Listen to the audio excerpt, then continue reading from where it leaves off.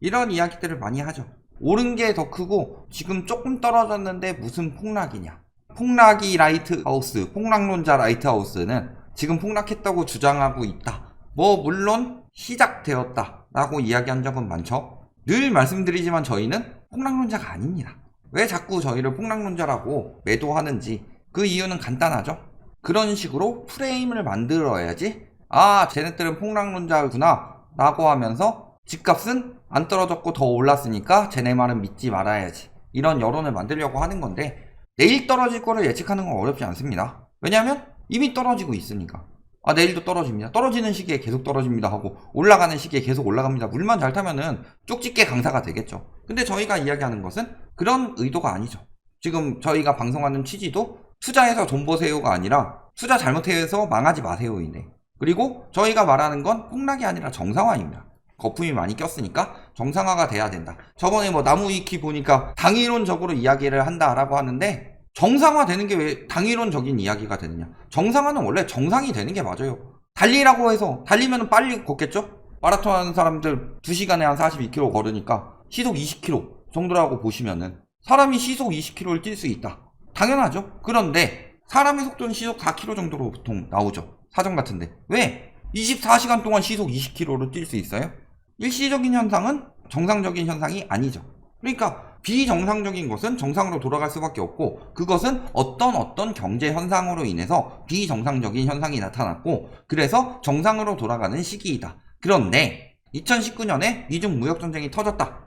그랬을 때 일시적으로 금리가 저금리가 되었지만 유동성을 축소하는 장세였고 유동성 축소에 대해서 뭐 여러가지 이야기하기보다 지금 가계부채가 우리나라는 그만큼 늘었기 때문에 가계부채 위기가 크고 금리 인상은 다시 될 가능성이 높다. 축소 장세였기 때문에 세계적인 추세보다는 우리나라 부동산에 일단 집중해서 이야기를 한 거죠. 그러면서 다시 인상될 가능성이 높다. 코로나라는 비정상적인 사태가 터졌어요. 이거 나중에 더 많이 축소할 계기가 된다. 그래서 지금 미국에서 빅스텝을 밟고 있죠. 2015년부터 올라갔던 그 금리 인상이 그대로 추진되었으면 지금 빅스텝을 밟을 일이 없다. 그러면은 집값 정상이 이 정도예요. 그런데 그 전에 이렇게 오르고 있었어요. 그래서 이렇게 축소되는 상황이에요. 그러면 이렇게 정상화로 가는 상황이 맞는 거다. 그런데 난관이 생겼죠. 미중 무역전쟁 터지면서. 그래서 이때 저희가 뭐라고 그랬어요? 하이먼 민스키 모형을 이야기를 했었죠. 그러면서 지금은 그런 식이다. 일시적으로 저 정도 금리 낮춰서는 늘어난 가계부채를 감당할 수 없다. 그런데 다시 연말에 떨어지려는 느낌이 약간 나오기 시작합니다. 그래서 정상화가 돼야 되는데 코로나로 인해 돈을 엄청나게 풀었죠.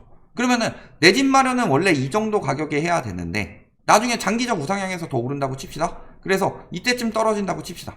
그러면은 요만큼 더 오른다고 요 가격에서 사세요라고 해야 돼요? 이 가격보다는 지금이 훨씬 더 거품이 껴있죠. 그리고 화폐가치 하락 이야기를 하는데 그만큼 모아둔 걸로 금리가 붙고 이자가 붙고 이런 거는 왜 이야기를 하지 않느냐. 그래서 정상적인 것, 경제성장과 소득의 성장과 물가의 성장 이런 것들 다 고려해서 비정상적인 가격이기 때문에 이야기를 한 것이다. 그리고 그 일들이 결국은 일어나고 있죠. 그런데도 맨날 이런 이야기 하죠. 10억 오르고 1억 떨어진 게 하락이냐. 하락은 맞는데 제대로 하락한 게 맞냐. 안정화된다는 정부죠. 안정화되고 있다. 안정화됐습니다. 이게 아니라 집값 정상화됐습니다. 우리가 열심히 노력해서 상승세를 막았고요. 상승세를 막은 것에 만족합니다. 이게 아니잖아요. 그런데 항상 이런 반응이죠. 그 전에 이야기 나왔던 것도 뭐 있어요? 8월에 0.25%포인트 상승한다고 해도 집값에 큰 영향이 없을 것이다. 누가 0.25%포인트까지만 올린대요? 8월에 이 기사 나왔는데 11월에 또 올랐죠? 1월에 또 올랐죠? 4월에 또 올랐어요? 5월에 또 올랐어요? 그리고 7월에 8월에 또 올릴 가능성이 굉장히 높습니다. 타이슨이랑 복싱하는데 제가 3년 열심히 연습해가지고 특히 방어하는 법 잘 배워서 정타 안 맞고요. 한 방 딱 맞으면은 예전에 한 방 맞으면 바로 기절해서 실려가가지고 일어나서 보니까 뭐 한 달 정도 지나 있었는데 이제는 한 방 맞아도 기절은 안 할 정도까지 버텼어요. 한 2대까지도 기절은 안 할 것 같아요. 그래서 복싱 경기에 나가면 2대만 때리나요? 하나, 둘, 셋, 넷, 다섯. 이미 5대 맞았고 6, 7대 추가로 더 나는 이미 방어할 기력도 없이 그러기 상태인데 그런 상황이죠. 그런데 여기서 끝이냐? 아니죠. 더. 그러면서 8월, 11월쯤 2차례 금리 인상 때부터 본격적으로 침체가 시작되었죠. 그랬을 때 여러 군데에서 그런 이야기합니다. 라이트하우스 신났네. 이걸 가지고 라이트하우스 맞았다고 우긴다. 아니요. 지금 요거 떨어진 거 가지고 떨어졌다고 이야기하는 거 아니다. 요만큼 떨어졌다고 정상화됐다고 이야기하지도 않는다. 그래서 2015년 수준 위기를 이야기를 하고 있죠. 2015년 수준 이상으로 떨어질 수 있다. 이야기를 하고 있죠. 그 사이에 뭐 정책의 변화라든가 세계 경제의 변화가 있으면 물론 달라질 수는 있겠죠. 그런데 이런 이야기를 하고 있는데도 불구하고 뭐 조금 떨어졌는데 손해는 안 봤다. 말 듣고 손해봤다. 나중에 떨어져 봤자 너네가 처음 말한 것보다 더 올라있다. 이딴 이야기 하고 있는데 방송을 듣지 않고 니들 멋대로 속단을 하느냐. 문제는 시작이라는 거죠. 자, 작년에 집 샀는데요. 이자 부담만 원래 340만 원이라고 합니다. 물론 이게 모든 사람에 해당되는 내용은 아닌데 보면은 대출을 얼마나 받았느냐. 엄청 많이 받지도 않았어요. 자, 주택담보대출 4억 3천만 원, 신용대출 1억 7천만 원에서 6억 원 대출이다. 마포구 아파트 13억짜리 사는데 6억 원 대출 받았어요. 7억 원 자기 돈이고 6억 대출이면은 서울의 웬만한 집에선 명함도 못 내밀죠. 근데 대출이자만 300만 원씩 나간다. 맞벌이 수입이 850인데 이자 빼고 교육비 빼고 돌봄비 부모님 용돈 드리면서 애들 좀 돌봐달라 뭐 이런 식으로 하는 거겠죠. 그다음에 보험료 관리비 생필품비 이런 거 하고 보니까 잔액이 없더라. 맞벌이 850이면 적게 버는 건가요? 잘 버는 편이죠. 잘 버는데 요즘 집값에 비교하면 고작 6억이죠. 고작 6억 빌렸는데 남는 게 없더라. 근데 문제는요, 얘도 올라갈 것이고 얘도 올라갈 것이고요. 당연히 얘도 올라가겠죠. 물가가 올라가면 교육비도 올라갑니다. 부모님 뭐 이거야 그렇다 치더라도. 그렇다는 건 곧 적자 가구가 될 가능성이 굉장히 높아지고 있다. 근데 문제는 이제 시작점이라는 거죠. 그런 이야기를 해요. 아, 그래도 그 전에 팔면 되지 않냐. 너네가 말한 뒤에 10억이 올랐고 이제 1억 떨어졌다. 이제 2억 떨어졌다. 팔면 되지 않아. 팔면 내가 지금 개이득인데 양도세 내고 나서도 네 말 들었으면 큰일 날 뻔했다. 손해 볼 뻔했다. 팔려요? 팔리고 나서 얘기를 해라. 거래량이 아작이 났습니다. 사는 사람이 없어요. 집값이 올랐다. 오른 게 중요한 게 아니에요. 올린 뒤에 팔아서 내 손에 쥐어야지. 문제는요, 특히 지금 사는 사람들은 사면 물리죠. 그러니까 지금 사는 사람들은 안 사죠. 그러면 파는 사람들은 당신한테 지금 영끌하고 패닉바잉하고 해라 라고 하면서 당신한테 팔고 빠진 거다. 물렸다는 걸 인정을 하지 않는 거예요. 아, 그래도 거래는 되지 않냐? 내가 지금 10억 주고 사는 아파트 15억 됐다. 그런 건 못 삽니다. 저가 아파트 불티라고 이야기하면서 비중을 이야기를 하고 있죠. 즉, 요 적은 거래량마저도 6억 이하 저가 아파트가 38.6%인데 거래는 75.7%를 차지하고 있다. 이 저가 아파트 말고는 팔리지도 않는다. 그러면은 내가 가격 올라가지고 저가에서 중간 가격이나 고가까지 오른 애들은 안 팔린다는 거예요. 사는 사람이 없다. 비중 보면은 저가 아파트 말고는 거래가 안 돼요. 사람들의 여력이 없으니까 둘 중에 하나죠. 안 팔고 계속 갖고 있든가 저가로 낮춰서 팔든가. 두 가지 방법밖에 없죠. 근데 안 팔고 계속 가지고 있으면 손해 안 본 게 아니죠. 차익을 남기기 전까지는 계속 손해입니다. 그 다음에 저가로 낮춰서 팔면은 손해 본 거죠. 지금 그런 딜레마에 빠져 있다. 계속 가지고 있으면 10년 뒤에 다시 오르지 않을까요? 그때까지 버틸 수 있으면.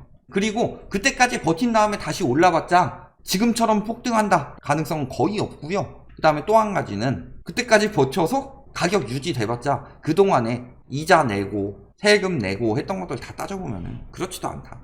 그리고 예적금 금리가 인상되고 있습니다. 대출금리보다 요즘에 이제 예적금 금리 인상에 대해서 많이 다루고 있죠. 대출금리 팍팍 오른다고 이야기하면은 연끌족들 불안하니까 연끌족들 죽는다 이런 이야기들 나오고 있고. 그런데 예적금 금리가 인상이 되면 어떤 일들이 벌어져요? 자금이 안전자산으로 이동한다. 자, MMF 그것 중에 하나죠. 시중부동자금. 대표적으로 뭐 요구불 예금이나 CMA, MMF 이런 것들이 시중부동자금이죠. 뭐예요?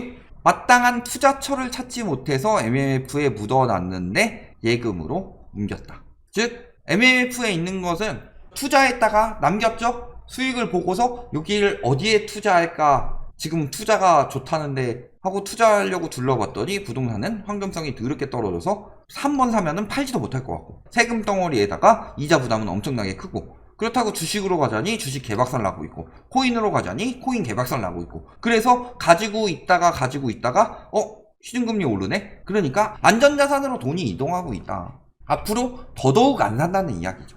그러니까 지금 언론에서도 이런 여론조사들 많이 내죠. 무조건 자산시장이 살아나는 쪽으로 여론조사를 많이 내죠. 그래서 집값 오른다 이런 것도 뭐 직땡 사이트 뭐 닷땡 사이트 뭐 이런 데 가가지고 그런 데 중심으로 여론조사를 하죠. 물가 상승 추세 1년 안 간다. 1년 안 갔으면 좋겠으니까. 그래서 1년은 안 갈 것이다. 근데 못 잡으면 성장 어렵다는 건 다들 알고 있죠. 그런데 하반기에 오히려 6%대의 물가 상승률이 나타날 수도 있더라. 저 1년 안 간다는 게 물가가 계속 점점 더 올라가는 게 1년 안 간다라고 하면 1년 안 갈 거예요.